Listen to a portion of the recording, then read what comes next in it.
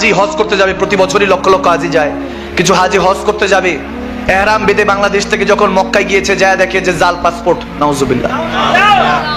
একবার চিন্তা করেন হৃদয়টা তাদের কি অবস্থা হয়েছে। দেখলাম কান্না, কথাই বলতে পারছে না। চ্যানেলে সাক্ষাৎ দিচ্ছে, কেমন লাগছে আপনাদেরকে তো বের করে দিচ্ছে, বলে জাল পাসপোর্ট, হাজিদের সাথে গাদ্দারি। আমাদের কিসমত, এত ওয়াজ, এত নসিহত, কি হবে এত সবে কদর, এত সবে বরাত, এত মিলাদুন নবী, লক্ষ লক্ষ হাজি হজ করে আসতেছে, পরের দিন আবার দুর্নীতি, আবার গুনাহ, আবার জেনা। কত ঈদুল ফিতর, ঈদুল আযহা যায়, ফের ইফতার, কি লাভ? এত দান সদকা কি লাভ? এই ওয়াজ করে কি লাভ?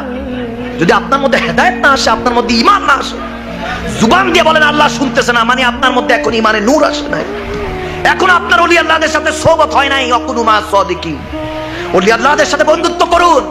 ওই আড্ডা ফাড্ডা দেয় তাদের সাথে নয়, যে মিথ্যা বলে তাদের সাথে নয়, যে ধোঁকা শিখায়, ফ্রড শিখায় তাদের সাথে নয়। মনে রাখবেন, সে যত গুনাহ শিখাবে, সে যত ফ্রড করবে, গুনাহ করবে, সে এটা আপনার সাথেও করবে। তারা কখনো বন্ধু নয়। যে ক্ষমা করতে শিখায় তার সাথে বন্ধুত্ব করে।